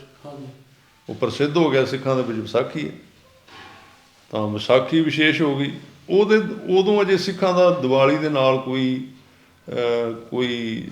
ਇਤਿਹਾਸਕ ਪਿਛੋਕੜ ਨਹੀਂ ਸੀ ਜੁੜਦਾ। ਵੈਸੇ ਕਈ ਇਤਿਹਾਸਕਾਰ ਇਹ ਕਹਿੰਦੇ ਨੇ ਵੀ ਗੁਰੂ ਨਾਨਕ ਦੇਵ ਜੀ ਜਿੱਦਣ ਗਏ ਸੀ, ਉਦਾਸੀ 'ਤੇ ਤੁਰੇ ਸੀ, ਉਦਣ ਵਿਸਾਖੀ ਸੀ। ਇਹ ਵੀ ਗੱਲ ਕਹੀ ਜਾਂਦੀ ਹੈ। ਜਾਂ ਬੌਲੀ ਦਾ ਕੜ ਟੁੱਟਿਆ ਸੀ, ਉਦਣ ਕਈ ਕਹਿੰਦੇ ਗੋਇੰਦਵਾਲ ਸਾਹਿਬ ਵਾਲੀ ਵਿਸਾਖੀ। ਚਲੋ ਜਿਵੇਂ ਵੀ ਕੋਈ ਜੋੜਦਾ, ਤਾਂ ਇਹਦਾ ਇੱਕ ਦੇ ਇਤਿਹਾਸਕ ਪਿਛੋਕੜ ਸਿੱਖਾਂ ਦੇ ਨਾਲ ਇਹ ਹੈ ਕਿ ਸਾਲ ਵਿੱਚ 2 ਵਾਰੀ ਸਿੱਖ ਇਕੱਠੇ ਹੋਣ। ਉਹਦੇ ਤੋਂ ਅੱਗੇ ਫਿਰ ਇਹਦਾ ਸੰਬੰਧ ਜੁੜਦਾ ਹੈ ਇਹ 6ਵੇਂ ਪਾਤਸ਼ਾਹ ਦੇ ਨਾਲ। 6ਵੇਂ ਪਾਤਸ਼ਾਹ ਗਵਾਲੀਅਰ ਦੇ ਕਿਲ੍ਹੇ ਦੇ ਵਿੱਚ ਜਦੋਂ ਉਹਨਾਂ ਚੰਦੂ ਨੇ ਜਹਾਂਗੀਰ ਨੇ ਰੱਖਿਆ, ਕਈ ਸਾਲ ਰਹੇ ਨੇ ਮਹਾਰਾਜ, ਤਾਂ ਉਹ ਸਾਰੀ ਗੱਲ ਬਹੁਤ ਲੰਬੀ ਗੱਲ ਹੈ ਵੀ ਉੱਥੇ ਮਹਾਰਾਜ ਨੇ ਜਿਹੜੇ 52 ਰਾਜੇ ਸੀ ਜਾਂ ਇਸ ਤੋਂ ਜ਼ਿਆਦਾ ਸੀ, ਉਹ ਗੁਰੂ ਸਾਹਿਬ ਨੇ ਉੱਥੋਂ ਆਜ਼ਾਦ ਕਰਾਏ ਨੇ ਗਵਾਲੀਅਰ ਦੇ ਕਿਲ੍ਹੇ ਦੇ ਵਿੱਚੋਂ। ਤਾਂ ਉੱਥੇ ਅੱਜ ਵੀ ਗਵਾਲੀਅਰ ਦੇ ਕਿਲ੍ਹੇ 'ਤੇ ਬੰਦੀ ਛੋੜ ਦਾਤਾ ਉਹਨਾਂ ਦਾ ਨਾਂ ਜਿਹੜਾ ਉਹ ਮੰਨਿਆ ਗਿਆ, ਲਿਖਿਆ ਹੋਇਆ। ਉਹਨਾਂ ਨੂੰ ਬੰਦੀਖਾਨੇ ਵਿੱਚੋਂ ਛੁਡਾਇਆ ਸੀ ਜਿਹੜੇ ਅੰਦਰ ਉੱਥੇ ਫਸੇ ਹੋਏ ਸੀ। ਤਾਂ ਉਹਦੇ ਵਿੱਚ ਹੁਣ ਇਹ ਇੱਕ ਜਿਹੜਾ ਰੌਲਾ ਪਾਉਂਦੇ ਨੇ ਜਿਹੜੇ ਕਿ ਅੱਜ ਦੀਵਾਲੀ ਹੈ ਨਹੀਂ, ਅੱਜ ਗੁਰੂ ਹਰਗੋਬਿੰਦ ਸਾਹਿਬ ਕਿਹੜਾ ਆਏ ਸੀ, ਉਹ ਤਾਂ ਅੱਜ ਤਾਂ ਉੱਥੋਂ ਕੁਝ ਵੀ ਹੋਵੇ, ਕਿਹੜੀ ਵੀ ਤਰੀਕ ਹੋਵੇ, ਕੀ ਫਰਕ ਪੈਂਦਾ। ਗੁਰੂ ਸਾਹਿਬ ਪਹਿਲਾਂ ਕਈ ਮਹੀਨਿਆਂ ਦੇ ਵਿੱਚ ਅੰਮ੍ਰਿਤਸਰ ਆਏ ਨੇ। ਜਦੋਂ ਉੱਥੋਂ ਉਹਨਾਂ ਨੂੰ ਗਵਾਲੀਅਰ ਦੇ ਕਿਲ੍ਹੇ ਵਿੱਚੋਂ ਰਿਹਾ ਕੀਤਾ ਗਿਆ, ਉਹ ਇੱਥੇ ਆਉਂਦਿਆਂ ਉਹਨਾਂ ਨੂੰ ਕਿੰਨਾ ਚਿਰ ਲੱਗਾ ਹੈ। ਪਹਿਲਾਂ ਉਹ ਇੱਥੇ ਗੋਬਿੰਦਗੜ੍ਹ ਵੀ ਰਹੇ ਨੇ ਕਿੰਨਾ ਚਿਰ, ਗੋਬਿੰਦਗੜ੍ਹ ਮੰਡੀ ਹੈ। ਇੱਥੋਂ ਦੇ ਲੋਹੇ ਦਾ ਜਿਹੜਾ ਸੀ ਉਹਨੇ ਹਥਿਆਰ ਬਣਾ ਕੇ ਦਿੱਤੇ, ਉਹਨੂੰ ਵਰ ਦਿੱਤੇ, ਮਹਾਰਾਜ ਨੇ ਬਖਸ਼ਾਂ ਕੀਤੀਆਂ। ਅੱਜ ਵੀ ਜਿਹੜੀ ਮੱਸ ਗੋਬਿੰਦਗੜ੍ਹ ਦੇ ਲੋਹੇ ਦੀ ਮੰਡੀ ਦੇ ਵਿੱਚ ਕੁਦਰਤ ਗੁਰੂ ਸਾਹਿਬ ਦੇ ਬਚਨ ਵਜੋਂ ਕਿਸੇ ਵੀ ਏਸ਼ੀਆ ਦੀ ਮੰਡੀ ਵਿੱਚ ਹੈ ਨਹੀਂ। ਠੀਕ ਹੈ ਜੀ। ਤਾਂ ਇੱਥੋਂ ਫਿਰ ਗੁਰੂ ਸਾਹਿਬ ਤੁਸੀਂ ਜਾਓ ਤਾਂ ਤਰਨਤਾਰਨ ਸਾਹਿਬ ਗਏ ਨੇ। ਤਰਨਤਾਰਨ ਉੱਥੇ ਅਜੇ ਵੀ ਉਹ ਕਮਰਾ ਬਣਾਇਆ ਹੋਇਆ ਪਰਿਕਰਮਾ ਦੇ ਵਿੱਚ, ਜਿੱਥੇ ਚੰਦੂ ਨੂੰ ਡੱਕਿਆ ਹੋਇਆ ਸੀ, ਕਮਰਾ ਹੈ ਪਰਿਕਰਮਾ ਦੇ ਵਿੱਚ। ਠੀਕ ਹੈ। ਫਿਰ ਮਹਾਰਾਜ ਗੁਰੂ ਹਰਗੋਬਿੰਦ ਸਾਹਿਬ ਲਾਹੌਰ ਗਏ ਨੇ। ਲਾਹੌਰ ਫਿਰ ਚੰਦੂ ਨੂੰ ਉੱਥੇ ਮਾਰਿਆ ਉਹਨੇ, ਜਿਹਨੇ ਰੇਤਾ ਪਾਇਆ ਸੀ ਚੰਦੂ ਦੇ ਹੁਕਮ ਦੇ ਨਾਲ ਗੁਰੂ ਸਾਹਿਬ ਦੇ ਸੀਸ ਦੇ ਵਿੱਚ, ਗੁਰੂ ਅਰਜਨ ਦੇਵ ਮਹਾਰਾਜ, ਉਹਨੂੰ ਉਹ ਮਾਰਿਆ ਉਸਨੇ ਸਿਰ ਦੇ ਵਿੱਚ। ਚੰਦੂ ਉੱਥੇ ਮਰਿਆ, ਜੁੱਤੀਆਂ ਮਾਰ ਮਾਰ ਕੇ ਮਾਰਿਆ ਲੋਕਾਂ ਨੇ ਚੰਦੂ ਦਾ। ਫਿਰ ਮਹਾਰਾਜ ਆਏ ਨੇ, ਤੇ ਉਦੋਂ ਕਿਤੇ ਜਿੱਦਣ ਆਏ ਨੇ ਗੁਰੂ ਸਾਹਿਬ, ਚਲੋ ਜਿੱਦਣ ਆਏ ਨੇ ਸ਼ਾਇਦ ਉਦੋਂ ਦੀਵਾਲੀ ਸੀ, ਜਾਂ 4 ਦਿਨ ਖਲੋ ਕੇ ਵੀ ਹੋਵੇਗੀ ਤਾਂ ਕੀ ਹੋ ਗਿਆ ਹੈ ਗੱਲ, ਜੇ ਸਿਆਣਿਆਂ ਵਾਲੀ ਕਰਨੀ, ਜੇ ਸਿਆਣੀ ਗੱਲ ਕਰਨੀ ਹੈ। ਵੇਖੋ ਮੈਂ ਤਾਂ ਪਹਿਲਾਂ ਵੀ ਇਹਨਾਂ ਚੀਜ਼ਾਂ ਨੂੰ ਬਹੁਤੀ ਤਰਜੀਹ ਨਹੀਂ ਦਿੰਦਾ ਵੀ ਇੰਨੇ ਪੰਨੇ ਜੀ, ਇੰਨੇ ਸ਼ਬਦ, ਫਲਾਣਾ ਟਿੰਡਾ। ਚਲੋ ਜਿਹੜੇ ਕੋਈ ਗਿਣਦੇ ਨੇ ਉਹਨਾਂ ਨੂੰ ਚੰਗੀ ਗੱਲ, ਇੰਨੀ ਤਰੀਕ ਨੂੰ ਹੋਇਆ ਸੀ, ਇੰਨੀ ਤਰੀਕ ਨੂੰ ਇਤਿਹਾਸ ਹੈ, ਚਲੋ ਕੋਈ ਗਿਣਦਾ ਚੰਗੀ ਗੱਲ ਹੈ। ਪਰ ਇਹਦੇ ਨਾਲ ਕੋਈ ਇਹ ਨਹੀਂ ਕੋਈ ਤੁਸੀਂ ਬਹੁਤ ਹੀ ਵੱਡੀ, ਕੋਈ ਬਹੁਤ ਹੀ ਜ਼ਿਆਦਾ ਮਾਰਕਾ ਮਾਰ ਲਓਗੇ ਵੀ ਉਹ ਦਿਨ ਸਿੱਧ ਕਰ ਲਓਗੇ। ਦਿਨ ਹੈ ਤਾਂ ਵੈਸੇ ਤਾਂ ਅਸੀਂ ਕਹਿੰਦੇ ਅਸੀਂ ਦਿਨਾਂ ਨੂੰ ਮੰਨਦੇ ਨਹੀਂ, ਦਿਨਾਂ ਦਾ ਵਿਚਾਰ ਨਹੀਂ ਕਰਦੇ, ਅਸੀਂ ਦਿਨਾਂ ਦਾ ਵਿਚਾਰ ਨਹੀਂ ਕਰਦੇ। ਤੁਸੀਂ ਤੇ ਦਿਨਾਂ ਵਿੱਚ ਹੀ ਕੌਮ ਨੂੰ ਪੜ੍ਹਾਤਾ ਫੜ। ਕਦੀ ਕਹਿੰਦੇ ਅੱਜ ਮੁਕਤਸਰ ਵਾਲੀ ਮਾਘੀ ਹੈ ਨਹੀਂ, ਉਹ ਬਾਈ ਮਾਘੀ ਤਾਂ ਉਦੋਂ ਪਹਿਲਾਂ ਗਰਮੀ ਵਿੱਚ ਸੀ, ਵੀ ਬਦਲ ਲਈ ਗਈ ਵੀ ਉਦੋਂ ਗਰਮੀ ਹੁੰਦੀ ਆ, ਤਾਂ ਹੁਣ ਤੁਸੀਂ ਕਹਿੰਦੇ ਹੋ ਅਸੀਂ ਦਿਨਾਂ ਨੂੰ ਮੰਨਦੇ ਨਹੀਂ। ਮੈਨੂੰ ਲੱਗਦਾ ਤੁਸੀਂ ਪੰਡਤਾਂ ਤੋਂ ਵੀ ਜ਼ਿਆਦਾ ਵੱਡੇ ਦਿਨਾਂ ਨੂੰ ਮੰਨਦੇ ਹੋ। ਤੁਸੀਂ ਪੰਡਤਾਂ ਤੋਂ ਵੀ ਜ਼ਿਆਦਾ ਬੁਰਾ ਹਾਲ ਹੈ ਤੁਹਾਡਾ ਵੀ ਇਸ ਦਿਨ ਜ਼ਰੂਰ ਇਸ ਦਿਨ ਹੀ ਕਰਨਾ। ਮੈਂ ਇਸ ਚੀਜ਼ ਨੂੰ ਨਹੀਂ ਮੰਨਦਾ। ਜੇ ਠੀਕ ਹੈ ਕੁਝ ਦਿਨ ਇਹਨੂੰ ਇਹ ਚੀਜ਼ਾਂ ਜਿਹੜਾ ਇਤਿਹਾਸ ਹੁੰਦਾ ਨਾ, ਇਹਨੂੰ ਇੱਕ ਕੁਝ ਚੀਜ਼ਾਂ ਸਹੀ ਤਰੀਕੇ 'ਤੇ ਮਿਥੀਆਂ ਜਾਂਦੀਆਂ ਨੇ, ਕੁਝ ਚੀਜ਼ਾਂ ਨੂੰ ਤੁਹਾਨੂੰ ਮਿਥਣਾ ਪੈਂਦਾ। ਜਿਵੇਂ ਮੰਨ ਲਓ ਵੀ ਇਸ ਦਿਨ ਹੋਇਆ ਸੀ, ਦਿਨ ਬਦਲਦੇ ਰਹਿੰਦੇ ਨੇ, ਸਾਲਾਂ ਦੇ ਫਰਕ ਪੈ ਜਾਂਦੇ ਨੇ, ਸੈਂਕੜੇ ਹਜ਼ਾਰ ਸਾਲਾਂ ਤੋਂ ਬਾਅਦ ਕੀ ਪਤਾ ਕਦੋਂ ਕੋਈ ਹੋਇਆ ਸੀ, ਕੀ ਹੋਇਆ ਸੀ। ਬਿਲਕੁਲ। ਤਾਂ ਇੱਕ ਤਾਂ ਮਹਾਰਾਜ 6ਵੇਂ ਪਾਤਸ਼ਾਹ ਹੈ, ਅਤੇ ਉਦੋਂ ਸਿੱਖਾਂ ਨੇ ਦੀਵਾਲੀ ਅੰਮ੍ਰਿਤਸਰ ਦੀ ਜਿਹੜੀ ਹੈ ਅੱਜ ਤੱਕ ਸਾਡੇ ਵਿੱਚ ਪ੍ਰਚਲਿਤ ਨੇ। ਕੁਝ ਚੀਜ਼ਾਂ ਜਿਹੜੀਆਂ ਲੋਕਾਂ ਦੇ ਵਿੱਚ ਪ੍ਰਚਲਿਤ ਹੁੰਦੀਆਂ ਨੇ, ਉਹਨਾਂ ਨੂੰ ਇਤਿਹਾਸ ਮੰਨਿਆ ਜਾਂਦਾ ਹੈ। ਆਮ ਇੱਕ ਕਹਾਵਤ ਐਵੇਂ ਨਹੀਂ ਬਣ ਗਈ ਵੀ ਦਾਲ ਰੋਟੀ ਘਰ ਦੀ ਅਤੇ ਦੀਵਾਲੀ ਅੰਮ੍ਰਿਤਸਰ ਦੀ। ਇਹ ਸਿੱਖਾਂ ਦੇ ਵਿੱਚ ਮੰਨਿਆ ਜਾਂਦਾ ਸੀ, ਦੀਵਾਲੀ ਸਿੱਖ ਅੰਮ੍ਰਿਤਸਰ ਮਨਾਉਂਦੇ ਸੀ। ਹੁਣ ਉਹਨੂੰ ਵੀ ਕਹਿ ਦੇਣਗੇ ਬ੍ਰਾਹਮਣਵਾਦ ਹੋ ਗਿਆ। ਬ੍ਰਾਹਮਣਵਾਦ ਤਾਂ ਆਹ ਹੈ ਕਿ ਤੁਸੀਂ ਦਿਨਾਂ ਪਿੱਛੇ ਕੌਮ ਦੇ ਵਿੱਚ ਬਖੇੜਾ ਖੜਾ ਕਰਦੇ ਹੋ, ਆਹ ਬ੍ਰਾਹਮਣਵਾਦ ਹੈ। ਫਿਰ ਦੀਵਾਲੀ ਮਨਾਉਣ ਦਾ ਇੱਕ ਸਭ ਤੋਂ ਵੱਡਾ ਜਿਹੜਾ ਪ੍ਰੂਫ ਮਿਲਦਾ ਇਤਿਹਾਸ ਦੇ ਵਿੱਚੋਂ, ਉਹ ਹੈ ਭਾਈ ਮਣੀ ਸਿੰਘ ਹੋਰਾਂ ਦੀ ਸ਼ਹਾਦਤ। ਜਦੋਂ ਖਾਲਸਾ ਸਾਜਿਆ ਗਿਆ ਸੀ, ਭਾਈ ਮਣੀ ਸਿੰਘ ਦਰਬਾਰ ਸਾਹਿਬ ਦੇ ਹੈੱਡ ਗ੍ਰੰਥੀ ਸਨ, ਉੱਥੋਂ ਦਾ ਪ੍ਰਬੰਧ ਸੀ ਉਹਨਾਂ ਦੇ ਕੋਲ। ਤਾਂ ਜਦੋਂ ਕੋਈ ਸਮਾਂ ਸੌਖਾ ਲੱਗਾ ਤਾਂ ਉਹਨਾਂ ਨੇ ਦੀਵਾਲੀ ਵਾਲੇ ਦਿਨ ਦੀਵਾਲੀ ਮਨਾਉਣ ਲਈ ਵੀ ਖਾਲਸੇ ਨੂੰ ਚਲੋ ਅੰਮ੍ਰਿਤਸਰ ਦੀ ਦੀਵਾਲੀ ਇਕੱਠੇ ਹੋ ਕੇ ਮਨਾਈਏ, ਵੀ ਸਮਾਂ ਮਿਲਿਆ, ਨਹੀਂ ਤਾਂ ਭੱਜ ਦੌੜ ਰਹਿੰਦੀ ਸੀ। ਹਾਂਜੀ।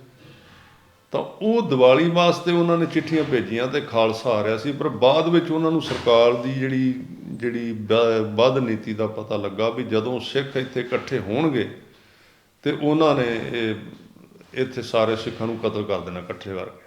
ਤੇ ਫਿਰ ਉਹਨਾਂ ਵਾਪਸ ਚਿੱਠੀਆਂ ਲਿਖੀਆਂ ਵੀ ਕੋਈ ਨਾ ਆਵੇ ਦੀਵਾਲੀ ਨੂੰ। ਫਿਰ ਭਾਈ ਸਾਹਿਬ ਦੀ ਗ੍ਰਿਫਤਾਰੀ ਹੋਈ ਵੀ ਤੁਸੀਂ ਉਹ ਜਿਹੜਾ ਤੁਸੀਂ ਦੀਵਾਲੀ ਵਾਸਤੇ ਦੀਵਾਲੀ ਮਨਾਉਣ ਵਾਸਤੇ ਵੀ ਸਰਕਾਰ ਨੂੰ ਕੁਝ ਟੈਕਸ ਦੇਣਾ ਸੀ, ਹਾਂਜੀ। ਉਹ ਦਿਓ। ਉਹ ਕਹਿੰਦੇ ਵੀ ਸੰਗਤ ਆਈ ਨਹੀਂ, ਤੁਸੀਂ ਤਾਂ ਮਾਰਨ ਦਾ ਉਪਰਾਲਾ ਕਰ ਲਿਆ ਸੀ, ਸੰਗਤ ਆਈ ਨਹੀਂ, ਸਿੰਘ ਆਏ ਨਹੀਂ, ਮੈਂ ਕਿੱਥੋਂ ਦਿਆਂ, ਮੇਰੇ ਕੋਲ ਹੈ ਨਹੀਂ। ਫਿਰ ਕਹਿੰਦੇ ਬੰਦ ਕੱਟਿਆ ਜਾਏਗਾ, ਬੰਦ ਕੱਟਿਆ ਗਿਆ। ਜੇ ਦੀਵਾਲੀ ਨਹੀਂ ਸੀ ਤਾਂ ਭਾਈ ਸਾਹਿਬ ਨੇ ਦੀਵਾਲੀ ਨੂੰ ਸਿੱਖ ਬੁਲਾਏ ਕਿਉਂ, ਹੋਰ ਕਿਸੇ ਦਿਨ ਬੁਲਾ ਲੈਂਦੇ। ਨਾਲੇ ਖੰਡਨ ਕਰਨਾ ਹੁੰਦਾ ਦੀਵਾਲੀ ਦਾ ਤਾਂ ਉਹ ਖੰਡਨ ਕਰਦੇ ਵੀ ਅਸੀਂ ਨਹੀਂ ਦੀਵਾਲੀ ਨੂੰ ਕਰਨਾ। ਐਡਾ ਵੱਡਾ ਸਿੱਖ ਕੌਮ ਦਾ ਵਿਦਵਾਨ ਹੈ ਜਿਹੜਾ ਭਾਈ ਮਨੀ ਸਿੰਘ ਹੋਰੀ, ਜੇ ਐਡੀ ਇਹ ਨੁਕਸਾਨਦਾਇਕ ਚੀਜ਼ ਸੀ ਦੀਵਾਲੀ, ਤਾਂ ਉਹ ਦੀਵਾਲੀ ਦਾ ਖੰਡਨ ਕਰਦੇ ਵੀ ਨਹੀਂ ਦੀਵਾਲੀ ਨੂੰ ਗੁਰਦੁਆਰੇ ਨਹੀਂ ਆਉਣਾ, ਦੀਵਾਲੀ ਨੂੰ ਗੁਰਦੁਆਰੇ ਬੰਦ ਕਰ ਦਿਓ ਸਾਰੇ। ਇਹ ਕਰਦੇ, ਇਹ ਪ੍ਰੂਫ ਨੇ ਦੀਵਾਲੀ ਦੇ। ਪਰ ਸਿੱਖਾਂ ਨੇ ਇਹਨੂੰ ਆਪਣੀ ਵਿਲੱਖਣਤਾ ਜਿਹੜੀ ਹੈ, ਹੁਣ ਜਿਹੜੀ ਗੱਲ ਮੈਂ ਕਰਾਂਗਾ, ਵਿਲੱਖਣ ਦਾ ਪੇਸ਼ ਕਰਨ ਵਾਸਤੇ ਕਿ ਅਸੀਂ ਅਲੱਗ ਹਾਂ, ਸਾਡੀ ਕੌਮ ਇੱਕ ਅਲੱਗ ਹੈ, ਤਾਂ ਉਹਦੇ ਵਾਸਤੇ ਸਾਨੂੰ ਇਹਨੂੰ ਬੰਦੀ ਛੋੜ ਰੂਪ ਦੇ ਵਿੱਚ ਸ਼ਬਦ ਨਾਲ ਸਿੱਖਾਂ ਨੇ ਇਹਦੇ ਆਪਣਾ ਅਲੱਗ ਤੋਂ ਇੱਕ ਸ਼ਬਦ ਬਣਾਇਆ ਕਿ ਸਾਡਾ ਬੰਦੀ ਛੋੜ ਦਿਵਸ ਹੈ, ਗੁਰੂ ਹਰਗੋਬਿੰਦ ਸਾਹਿਬ ਜੀ ਕਰਕੇ ਅਸੀਂ ਦੀਵਾਲੀ ਮਨਾਉਂਦੇ ਹਾਂ। ਇਤਿਹਾਸਕ ਪੱਖ ਵੀ ਸਾਡਾ ਆ ਗਿਆ। ਇਸ ਲਈ ਸਾਡੇ ਕੋਲ ਵਿਲੱਖਣਤਾ ਦੇ ਵੱਖਰੇਪਣ ਦੇ ਸਬੂਤ ਹੋਰ ਵੀ ਬੜੇ ਨੇ। ਇਹਨਾਂ ਗੱਲਾਂ ਨਾਲ ਥੋੜ੍ਹੀ ਸਿੱਖ ਕੌਮ ਵੱਖਰੀ ਹੋਣ ਲੱਗੀ। ਸਿੱਖ ਕੌਮ ਤਾਂ ਆਪਣੇ ਆਪ ਵਿੱਚ ਵੱਖਰੀ ਹੈ ਹੀ ਹੈ। ਸਾਡਾ ਸਰੂਪ ਵੱਖਰਾ, ਸਾਡੇ ਕਕਾਰ ਵੱਖਰੇ ਨੇ, ਸਾਡੀ ਅਰਦਾਸ ਵੱਖਰੀ ਹੈ, ਸਾਡੀਆਂ ਲਾਵਾਂ ਅਲੱਗ ਨੇ, ਸਾਡਾ ਸਾਰਾ ਕੁਝ ਸਿਸਟਮ ਹੀ, ਜੋ ਕੁਝ ਅਸੀਂ ਦੁਨੀਆ ਵਿੱਚ ਕੀਤਾ ਹੈ ਸਾਡੇ ਬਜ਼ੁਰਗਾਂ ਨੇ ਪਿਛਲੇ 500 ਸਾਲਾਂ ਦੇ ਵਿੱਚ ਕਰਕੇ ਦੁਨੀਆ ਨੂੰ ਵਿਖਾ ਦਿੱਤਾ, ਜਿਹੜੀਆਂ ਮੋਹਰਾਂ ਲਾ ਦਿੱਤੀਆਂ। ਐਡਾ ਵੱਡਾ ਜਿਹੜਾ ਅਫਗਾਨ ਤੋਂ ਆਉਂਦੇ ਸੀ ਲੋਕ ਇੰਨੇ 100 ਸਾਲਾਂ ਤੋਂ, ਉਹਨਾਂ ਦਾ ਮੂੰਹ ਭੰਨ ਕੇ ਰੱਖ ਦਿੱਤਾ ਸਿੰਘਾਂ ਨੇ 1 ਸਦੀ ਦੇ ਵਿੱਚ। ਉਹ ਸਾਨੂੰ ਵੱਖਰੇਪਣ ਦੇ ਸਬੂਤ ਦਿੰਦੇ ਹੀ ਹੈ। ਪਹਿਲਾਂ ਇੱਥੇ ਸੀ ਸਾਰੇ, ਇਹਨਾਂ ਕਿਸੇ ਤੋਂ ਨਹੀਂ ਰੋਕੇ ਗਏ, ਖਾਲਸੇ ਨੇ ਰੋਕੇ। ਸੋ ਇਹ ਦੀਵਾਲੀ ਦੀਆਂ ਗੱਲਾਂ ਸਨ ਕਿ ਹਾਂ ਦੀਵਾਲੀ ਦੀ ਵਰਤੋਂ ਕਰਕੇ ਸ਼ਰਾਬਾਂ ਪੀਣੀਆਂ ਅਤੇ ਦੀਵਾਲੀ ਵਾਲੇ ਦਿਨ ਪੰਡਿਤ ਜੀ ਨੂੰ ਪੁੱਛ ਕੇ ਆਉਣਾ ਕੀ ਕਰਨਾ, ਇਹ ਗੁਰਮਤ ਨਹੀਂ ਹੈ। ਗੱਲ ਇਹ ਹੈ ਤੁਸੀਂ ਬੰਦੀ ਛੋੜ ਦਿਵਸ ਕਿਵੇਂ ਮਨਾ ਰਹੇ ਹੋ, ਇਹਦੇ ਉੱਤੇ ਡਿਪੈਂਡ ਕਰਦਾ ਹੈ। ਜੇ ਤਾਂ ਭਾਈ ਪੰਡਤਾਂ ਨੂੰ ਪੁੱਛ ਕੇ ਤੁਸੀਂ ਰੋਟੀ ਖਾਣੀ ਹੈ ਅਤੇ ਸ਼ਰਾਬਾਂ ਪੀਣੀਆਂ ਨੇ ਅਤੇ ਨੱਚਣਾ ਹੈ ਅਤੇ ਗਾਨੇ ਬੰਨਣੇ ਨੇ, ਅਤੇ ਫਿਰ ਤਾਂ ਤੁਸੀਂ ਬਣ ਗਏ ਬ੍ਰਾਹਮਣ। ਅਤੇ ਜੇ ਤੁਸੀਂ ਇਸ ਦੀਵਾਲੀ ਨੂੰ ਵੀ ਕੀਰਤਨ ਕਥਾ ਹੋਣੀ, ਗੁਰਬਾਣੀ ਦੀ ਸ਼ਬਦ ਦੀ ਵਿਚਾਰ ਹੋਣੀ, ਸ਼ਬਦ ਦਾ ਪ੍ਰਕਾਸ਼ ਹੋਣਾ, ਫਿਰ ਤਾਂ ਮੈਂ ਤਾਂ ਕਹਿੰਦਾ 365 ਦਿਨ ਹੀ ਸਾਰੇ ਸਿੱਖ ਦੇ ਹਰ ਰੋਜ਼ ਹੀ ਉਹਦਾ ਗੁਰਪੁਰਬ ਵੀ ਹੈ, ਉਹਦਾ ਬੰਦੀ ਛੋੜ ਦਿਵਸ ਵੀ ਹੈ। ਸੋ ਇਹਨਾਂ ਭਰਮਾਂ ਦੇ ਵਿੱਚੋਂ ਸਾਨੂੰ ਨਿਕਲਣਾ ਚਾਹੀਦਾ। ਇਹਦੇ ਵਿੱਚ ਇੱਕ ਹੋਰ ਜੁੜਦਾ ਜੀ ਪ੍ਰਸ਼ਨ ਵੀ ਜੇ ਸਿੱਖ ਦੀਵਾਲੀ ਨਹੀਂ ਮਨਾਉਣਗੇ ਜਿਸ ਤਰੀਕੇ ਨਾਲ ਜਿਵੇਂ ਦੀਵੇ ਬਾਲ ਕੇ ਜਾਂ ਜੋ ਸਮਾਜਿਕ ਤਰੀਕਾ ਹੈ, ਤਾਂ ਉਹਦਾ ਕੀ ਨੁਕਸਾਨ ਹੋਵੇਗਾ ਜੀ? ਕੋਈ ਵੀ ਨਹੀਂ ਹੋਣਾ। ਤੁਸੀਂ ਇੱਕ ਵਾਰੀ ਜੇ ਨਾ ਮਨਾਉਣਗੇ ਤਾਂ ਹਾਂਜੀ, ਜੇ ਨਾ ਮਨਾਉਣਗੇ ਇੱਕ ਵਾਰੀ ਵੇਖ ਲਓ, ਨਾ ਮਨਾ ਕੇ ਸ਼ਾਇਦ ਸਿੱਖਾਂ ਨੂੰ ਕੋਈ ਨਾ ਕੋਈ ਮਿਲ ਹੀ ਜਾਏ। ਜਿਹੜੇ ਲੋਕ ਇਹ ਕਹਿੰਦੇ ਵੀ ਇਹ ਦੀਵਾਲੀ ਮਨਾਉਣਾ ਜਾਂ ਦੀਵਾ ਜਗਾਉਣਾ ਗਲਤ ਹੈ, ਸਾਨੂੰ ਤਾਂ ਗਰੰਟੀ ਦੇ ਦੇਣਾ, ਅਸੀਂ ਇੱਕ ਵਾਰੀ ਹੱਥ ਪੈਰ ਜੋੜ ਕੇ ਕੌਮ ਨੂੰ ਰੋਕ ਲੈਂਦੇ ਹਾਂ 1 ਸਾਲ ਲਈ ਵੀ ਇਸ ਵਾਰੀ ਕਿਸੇ ਨੇ ਦੀਵਾ ਨਹੀਂ ਜਗਾਉਣਾ ਭਾਈ। ਠੀਕ ਹੈ, ਸਿੱਖ ਕਾਲੀ ਦੀਵਾਲੀ ਮਨਾਉਂਦੇ ਰਹੇ ਨੇ, ਪਿੱਛੇ ਗੁਰੂ ਗ੍ਰੰਥ ਸਾਹਿਬ ਜੀ ਦੀ ਬੇਅਦਬੀ ਹੋਈ ਸੀ, ਹੁਣ ਵੀ ਹੋ ਰਹੀ। ਨਹੀਂ ਜੀਅ ਕਰਦਾ ਸਾਡਾ ਵੀ ਹੁਣ ਦੀਵਾਲੀ ਆਉਣੀ, ਨਹੀਂ ਜੀਅ ਕਰਨਾ ਸਾਡਾ ਕੋਈ ਦੀਪਮਾਲਾ ਕਰਨ ਦੇ, ਵੀ ਨਹੀਂ ਮਨ ਨਹੀਂ ਕਰਦਾ ਸਾਡਾ ਵੀ ਐਡਾ ਸਾਡਾ ਜਿਹੜਾ ਸਤਿਗੁਰੂ ਸਾਹਿਬ ਮਹਾਰਾਜ ਸੱਚੇ ਪਾਤਸ਼ਾਹ ਜੀ ਦੀ ਬੇਅਦਬੀ ਹੋ ਰਹੀ ਔਰ ਉਹਦਾ ਕੋਈ ਹੱਲ ਨਹੀਂ ਹੋ ਰਿਹਾ, ਔਰ ਸਾਡੇ ਆਪਣੇ ਲੋਕ ਵੀ ਕਰੀ ਜਾ ਰਹੇ ਨੇ, ਵੇਚੀ ਜਾ ਰਹੇ ਨੇ ਪੈਸਿਆਂ ਦੇ ਪਿੱਛੇ। ਸਾਡੇ ਜਿਨ੍ਹਾਂ ਨੇ ਗੁਰੂ ਸਾਹਿਬ ਦੀ ਹਿਫਾਜ਼ਤ ਕਰਨੀ ਸੀ, ਜਾਂ ਪਿੰਡਾਂ ਥਾਵਾਂ ਦੇ ਵਿੱਚ ਬੜੀ ਹੋਰ ਬੇਅਦਬੀ ਹੋ ਰਹੀ ਹੈ, ਗੁਰੂ ਸਾਹਿਬ ਦੀ ਸਾਂਭ ਸੰਭਾਲ ਨਹੀਂ ਠੀਕ ਹੋ ਰਹੀ।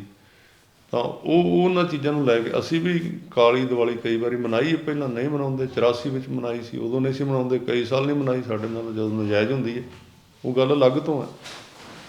ਪਰ ਜੇ ਇਹਦੇ ਨਾਲ ਕੋਈ ਸਾਨੂੰ ਪ੍ਰਾਪਤੀ ਹੁੰਦੀ ਹੈ ਉਹਦੇ ਅਸੀਂ ਕੌਮ ਨੂੰ ਰੋਕ ਲਾਂਗੇ, ਅਸੀਂ ਸਾਨੂੰ ਲਿਖ ਕੇ ਦੇ ਦੇਣ ਵੀ ਤੁਹਾਨੂੰ ਆਪ ਮਿਲ ਜਾਣਾ, 1 ਸਾਲ ਦੀਵਾਲੀ ਬੰਦ ਕਰ ਦਿੰਦੇ ਹਾਂ। ਹਾਂਜੀ।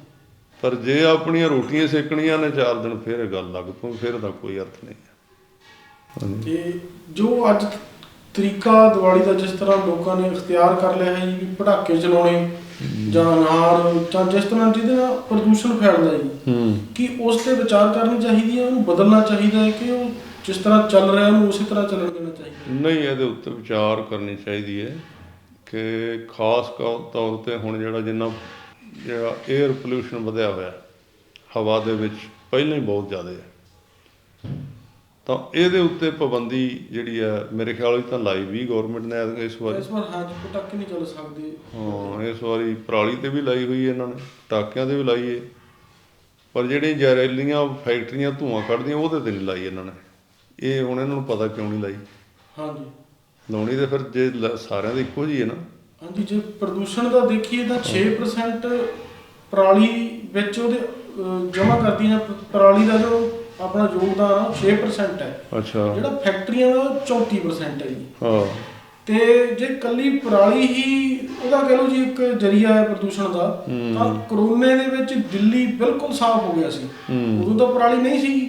ਤੇ ਉਹ ਇੱਕਦਮ ਸਾਰੇ ਜਦੋਂ ਗੱਡੀਆਂ ਸਾਰੇ ਵਾਹਨ ਰੁਕ ਗਏ, ਸਾਰੀਆਂ ਜਿੰਨੇ ਸ਼ਹਿਰ ਨੇ ਕਲੀਅਰ ਹੋ ਗਏ ਸੀ ਪੋਲਿਊਸ਼ਨ ਦੇ। ਇੱਥੋਂ ਜਲੰਧਰ ਤੋਂ ਪਹਾੜ ਦਿਸਣ ਲੱਗ ਪਏ ਸੀ। ਹਾਂਜੀ, ਧੌਲ ਧਾਰ ਰਹੀ ਤੋਂ ਬਰਫ਼ ਦਿਸਦੀ ਸੀ। ਬਿਲਕੁਲ। ਉਦੋਂ ਕਿਹੜੀ ਪਰਾਲੀ ਬੰਦ ਹੋਈ ਸੀ? ਸਿਰਫ ਗੱਡੀਆਂ, ਹੁਣ ਵੇਖੋ ਗੱਡੀ ਇੰਨੀ ਚੱਲ ਰਹੀ ਹੈ। ਹਾਂਜੀ।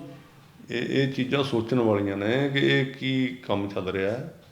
ਪੋਲਿਊਸ਼ਨ ਹੋਰ ਵੀ ਬੜੇ ਤਰੀਕੇ ਨਾਲ ਹੋ ਰਿਹਾ। ਠੀਕ ਹੈ, ਪਰਾਲੀ ਬੰਦ ਕਰਨੀ ਚਾਹੀਦੀ, ਕਿਸਾਨ ਚਲੋ ਕੋਈ ਨਾ ਕੋਈ ਵਿਚਾਰੇ ਹੱਲ ਕਰ ਲੈਣਗੇ, ਜਾਂ ਤਾਂ ਗੌਰਮੈਂਟ ਉਹਨਾਂ ਦਾ ਪ੍ਰਬੰਧ ਕਰੇ ਨਾ, ਵੀ ਅਸੀਂ ਤੁਹਾਡੀ ਪਰਾਲੀ ਦਾ ਆਪ ਪ੍ਰਬੰਧ ਕਰਨੇ ਆ, ਵੀ ਅਸੀਂ ਮਿੱਲ ਲਾਉਂਦੇ ਹਾਂ, ਅਸੀਂ ਤੁਹਾਨੂੰ ਬੋਨਸ ਦਿਆਂਗੇ, ਤੁਹਾਨੂੰ ਖਰਚਾ ਦਿੰਦੇ ਹਾਂ ਪਰਾਲੀ ਦਾ। ਉਹ ਡੀਜ਼ਲ ਫੂਕੀ ਜਾਣਗੇ ਵਿਚਾਰੇ, ਉਹ ਤਾਂ ਉਹਨਾਂ 'ਤੇ ਕਰਨਾ ਹੀ, ਉਹਨਾਂ ਨੂੰ ਜੁਰਮਾਨਾ ਲਾ ਦਿੱਤਾ ਵੀ ਤੁਹਾਨੂੰ 1 ਕਰੋੜ ਜੁਰਮਾਨਾ ਹੋਵੇਗਾ, ਫਲਾਣਾ ਹੋਵੇਗਾ। ਤਾਂ ਇਹ ਵੀ ਚਲੋ ਨਹੀਂ ਚਾਹੀਦਾ, ਇਹ ਪਟਾਕਿਆਂ ਵਾਲੀ ਜਿਹੜੀ ਪਰੰਪਰਾ ਇਹਨੂੰ ਬੰਦ ਕਰ ਦੇਣਾ ਚਾਹੀਦਾ। ਤਾਂ ਜੇ ਜਗਾਉਣਾ ਵੀ ਹੈ ਤਾਂ ਇਹ ਘਿਓ ਦਾ ਜੀ ਤਾਂ ਹੀ ਚੱਲਿਆ ਸੀ। ਹੁਣ ਤਾਂ ਇਹਦੇ ਉੱਤੇ ਵੀ ਕਹਿੰਦੇ ਨੇ ਪਖੰਡ ਜਾਂ ਦੂਜੀ ਗੱਲ ਹੈ ਵੀ ਘਿਓ ਦਾ ਦੀਵਾ, ਜਿਹੜਾ ਘਿਓ ਦੀ ਜਿਹੜੀ ਜੋਤ ਹੈ ਜਾਂ ਕੁਝ ਹੈ, ਚਲੋ ਇਹ ਅਲੱਗ ਤੋਂ ਕੋਈ ਲਾਉਂਦਾ ਜਾਂ ਨਹੀਂ ਲਾਉਂਦਾ ਉਹਦੀ ਮਰਜ਼ੀ ਹੈ। ਪਰ ਜਿਹੜਾ ਸਰੋਂ ਦਾ ਵੀ ਦੀਵਾ ਹੈ ਉਹ ਵੀ ਕਾਲਾ ਕਰਦਾ, ਉਹ ਵੀ ਕਾਲਸ਼ ਪੈਦਾ ਕਰਦਾ, ਉਹ ਵੀ ਪ੍ਰਦੂਸ਼ਣ ਪੈਦਾ ਕਰਦਾ। ਪਰ ਜਿਹੜਾ ਘਿਓ ਦਾ ਦੀਵਾ ਹੈ, ਘਿਓ ਦਾ ਦੀਵਾ ਖੁਸ਼ੀ ਦਾ ਪ੍ਰਤੀਕ ਮੰਨਿਆ ਗਿਆ ਹੈ। ਆਪਾਂ ਕਹਿੰਦੇ ਫਲਾਣੇ ਨੇ ਘਿਓ ਦੇ ਦੀਵੇ ਜਗਾਏ ਨੇ, ਤਾਂ ਜੇ ਜਗਾਉਣੇ ਹੋਣ ਤਾਂ ਘਿਓ ਦੇ ਦੀਵੇ ਤੁਸੀਂ ਜਗਾ ਸਕਦੇ ਹੋ। ਗੁਰੂ ਸਾਹਿਬ ਦੀ ਆਮਦ ਦੇ ਵਿੱਚ ਵੈਸੇ ਗੁਰੂ ਸਦਾ ਆਜ਼ਾਦ ਹੀ, ਗੁਰੂ ਸਾਹਿਬ ਨੂੰ ਕੋਈ ਗ੍ਰਿਫਤਾਰ ਨਹੀਂ ਕਰ ਸਕਦਾ। ਪਰ ਇੱਕ ਬਾਹਰੀ ਪੱਖ ਹੈ ਕਿ 6ਵੇਂ ਪਾਤਸ਼ਾਹ ਦੀ ਜਿਹੜੀ ਉਹਨਾਂ ਨੇ ਹੋਇਆ ਸੀ, ਤਾਂ ਉਹਦੇ ਉੱਤੇ ਬੰਦੀ ਛੋੜ ਮਹਾਰਾਜ ਸਾਹਿਬ ਆਏ ਸੀ, ਤਾਂ ਉਹਨਾਂ ਦੇ ਪਿਆਰ ਵਿੱਚ ਸਿੱਖਾਂ ਨੇ ਜਿਹੜੀ ਦੀਪਮਾਲਾ ਕੀਤੀ, ਖੁਸ਼ੀ ਮਨਾਈ ਹੈ। ਵੈਸੇ ਸਿੱਖ ਦੀ ਸਦਾ ਖੁਸ਼ੀ, ਉਹ ਦੇਗ ਬਣਾਉਂਦਾ, ਛਕਦਾ, ਅਰਦਾਸ ਕਰਦਾ, ਬੇਨਤੀ ਕਰਦਾ, ਚੜ੍ਹਦੀ ਕਲਾ। ਤੇ ਅੱਜ ਦੇ ਜੀ ਜੋ ਬੰਦੀ ਛੋੜ ਤੇ ਦੀਵਾਲੀ ਦੇ ਆਪਣੇ ਵਿਸ਼ੇ ਵਿੱਚ ਜੋ ਪ੍ਰਸ਼ਨ ਸੀਗੇ ਉਹ ਇੰਨੇ ਹੀ ਸਨ। ਠੀਕ ਹੈ। ਅਤੇ ਸੰਗਤਾਂ ਨੂੰ ਸਾਡੇ ਵੱਲੋਂ ਫੇਰ ਬੰਦੀ ਛੋੜ ਦਿਵਸ ਤੇ ਦੀਵਾਲੀ ਦੀਆਂ ਲੱਖ ਲੱਖ ਵਧਾਈਆਂ ਜੀ। ਤੇ ਅੱਜ ਦਾ ਜੋ ਐਪੀਸੋਡ ਹੈ ਉਹ ਇੱਥੇ ਹੀ ਸਮਾਪਤ ਹੁੰਦਾ ਹੈ। ਵਾਹਿਗੁਰੂ ਜੀ ਕਾ ਖਾਲਸਾ, ਵਾਹਿਗੁਰੂ ਜੀ ਕੀ ਫਤਿਹ।